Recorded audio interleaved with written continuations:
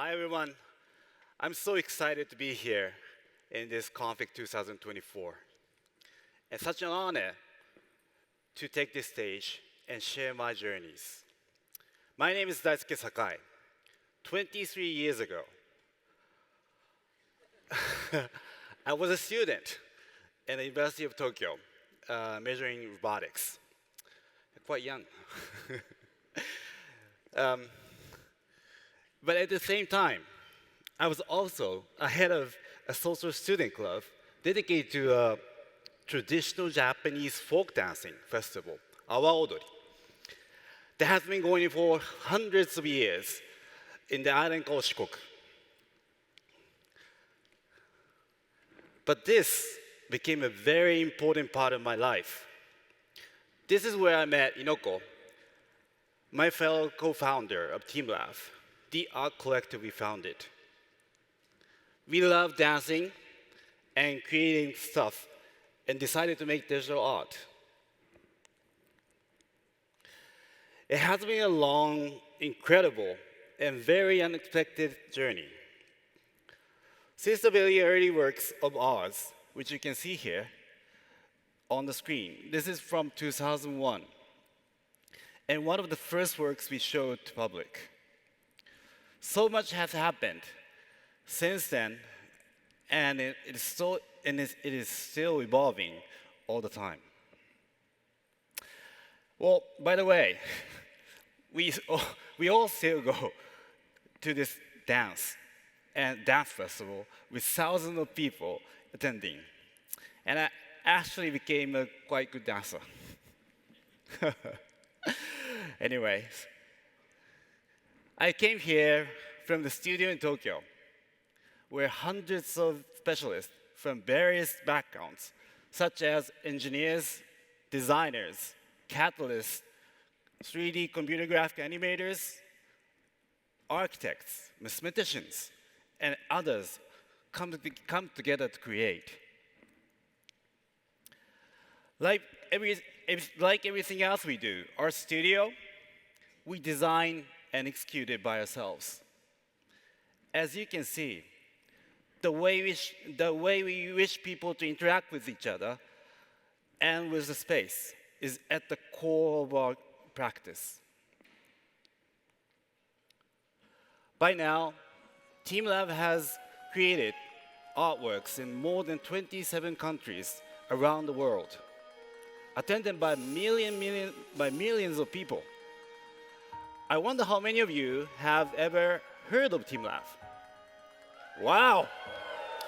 And I wonder how many of you have visited teamLab? Whoa, great! Well, we actually got the Guinness World Record for the most visited single artist museum in the world. That was totally unbelievable for us.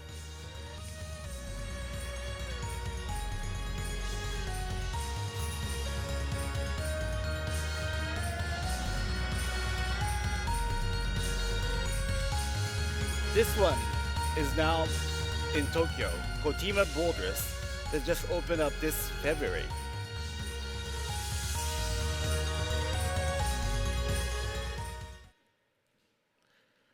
And in addition to our two Tokyo museums, we are opening up a bunch of museums around the world.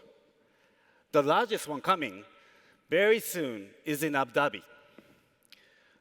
This museum, you can see in the front of the screen here, we created from scratch. All 170,000 square feet were designed to fit our new artworks. It's right beside the branches of the Guggenheim from New York and the Louvre from Paris. Now, I would like to talk about how do we do the things we do at teamLab on a daily basis. First, no big ideas.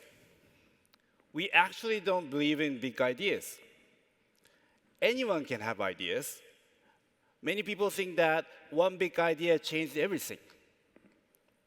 They might say, oh, those teamLab guys have such a great idea, and now they're attending millions of visitors. But it's not about the idea itself. Ideas can be interpreted or misinterpreted many ways. What truly matters is the ability to realize the idea, and the most importantly, the quality of its execution. Anyone can say, let's have a room full of LEDs. But this artwork, you can see, is not at all about LEDs. It is about the millions and millions of crafted art details that are carefully composed to make the artwork. This is what makes the difference.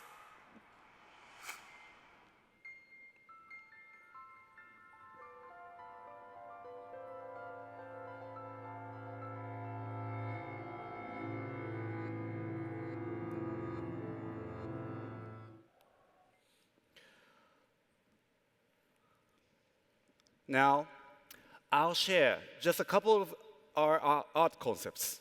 Later, I'll explain how these concepts relate to our teamworks.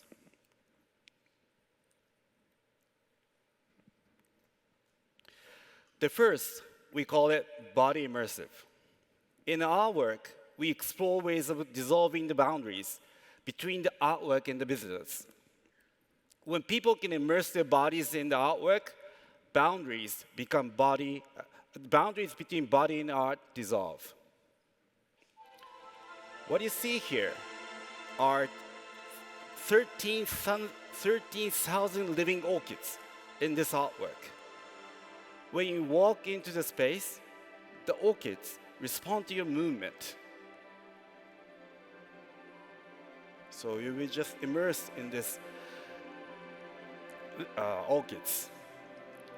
And the bubble universe, thousands of special lights we created in a studio communicate with each other and with the visitors.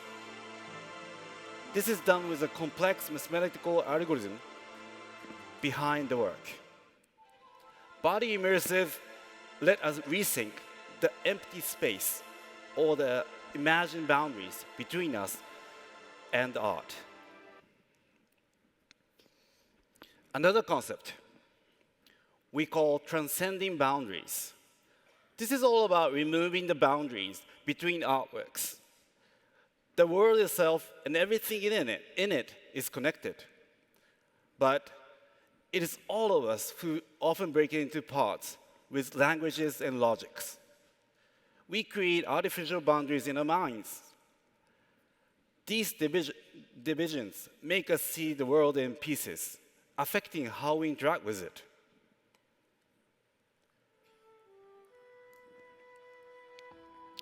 As you can see in this video, these three-legged birds are flying through all the spaces and other artworks.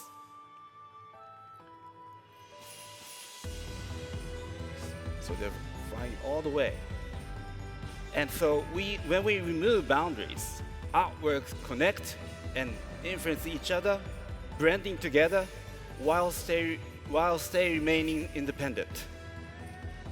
This makes a boldest experience for the visitors.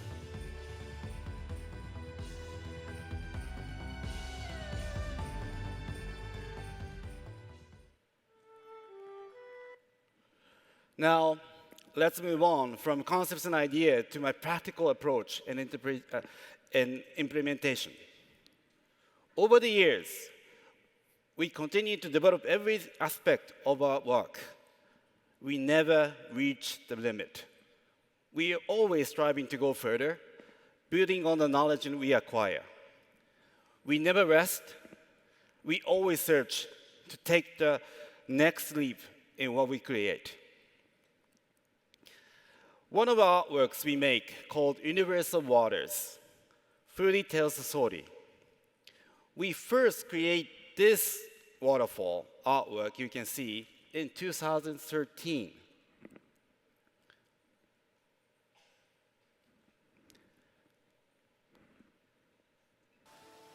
And we then created the interactive version in 2014. as you can see, the water is responding to the visitors and going around them.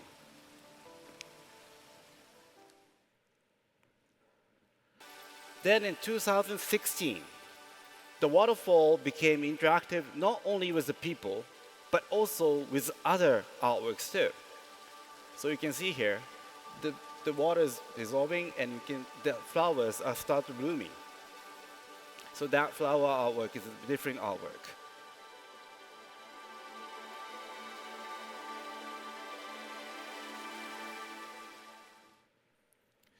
Recently, we further developed it so we can display it in any shape. And what you see now is one of the most recent works in 360 degrees.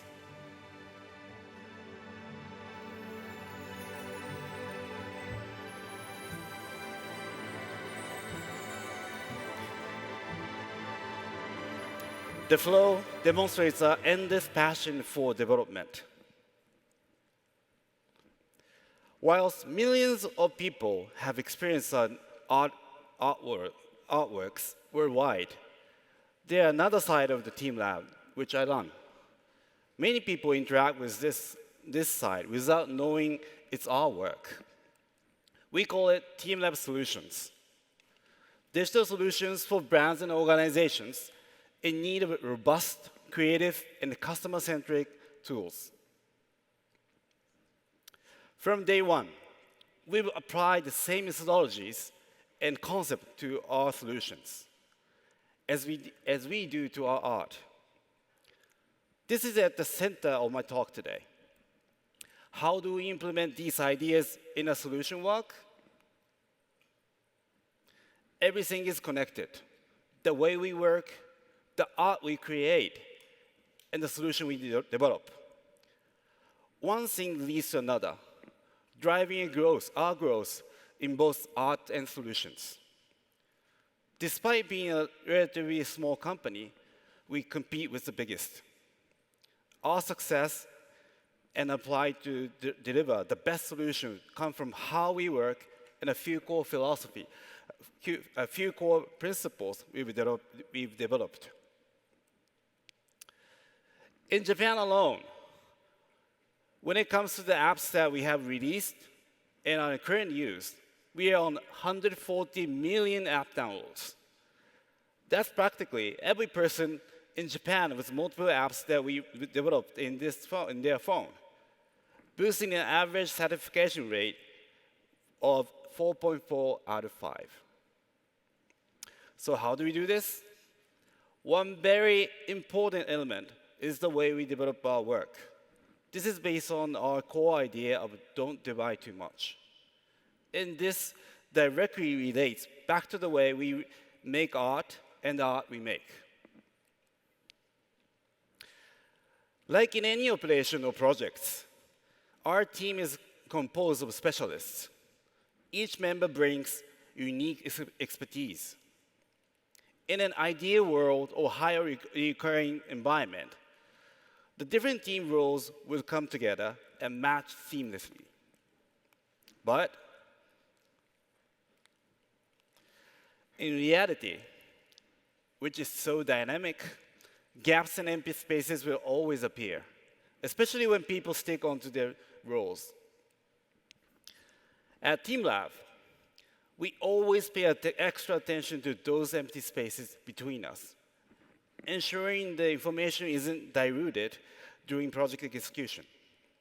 Roles fluctuate, and we adopt.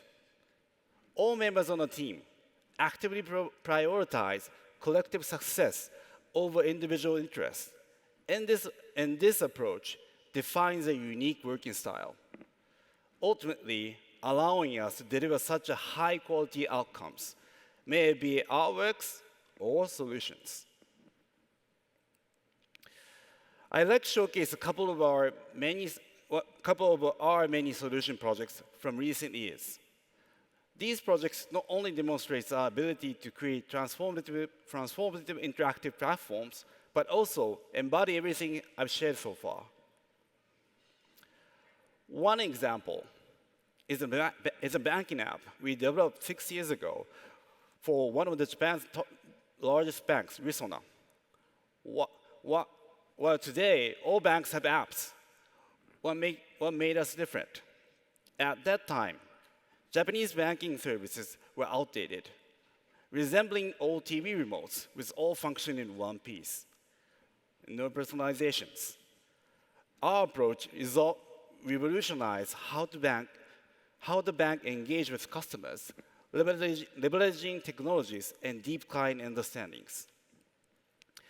This led to a total shift of customer interaction and sparked the banking revolution in Japan. We paved the way for a new era, with other major banking following in a very similar direction.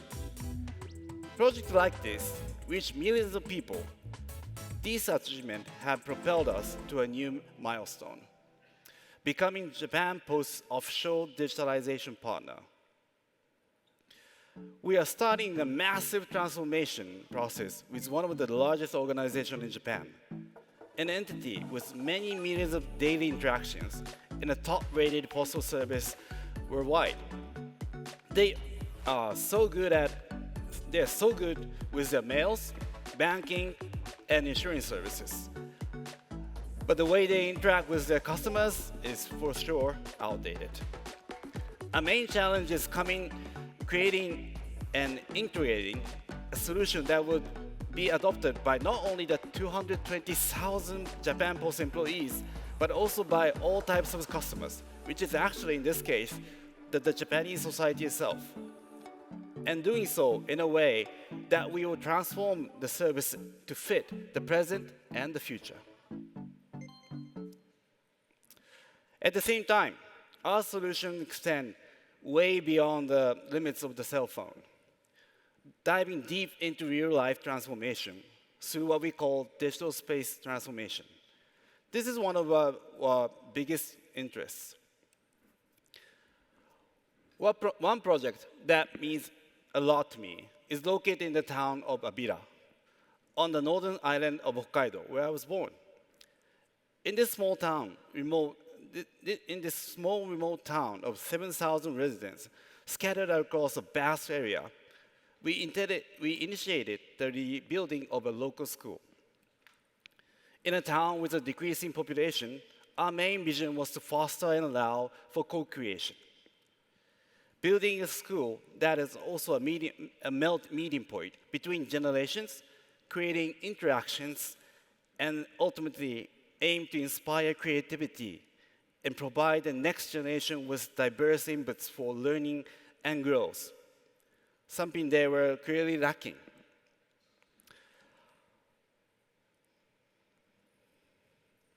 But we never before built a design, schools or community centers. But we realized that we can leverage ideas and our knowledge and from our office space. You can see here, this is our office.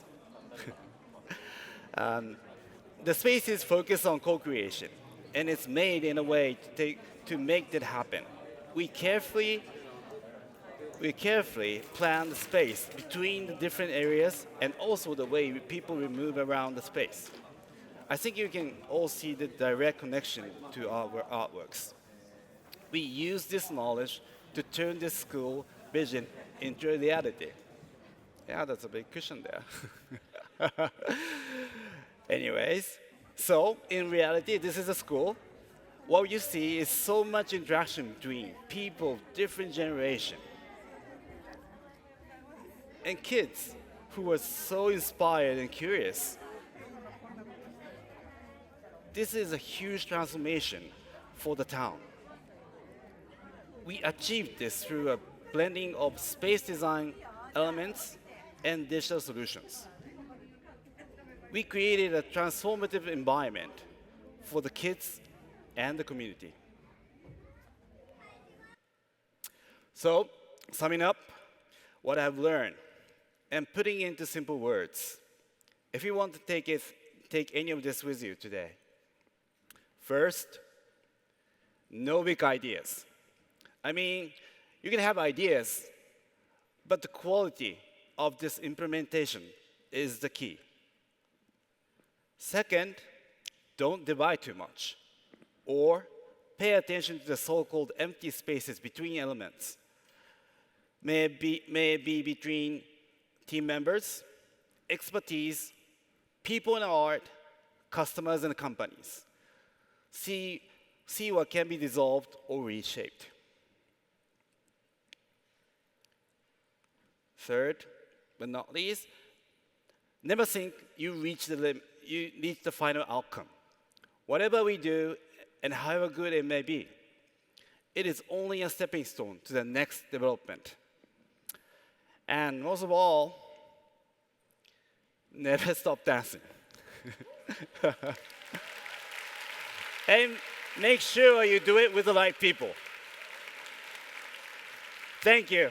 Thank you for being here today, and please feel free to visit our website or learn more about teamLab and our work.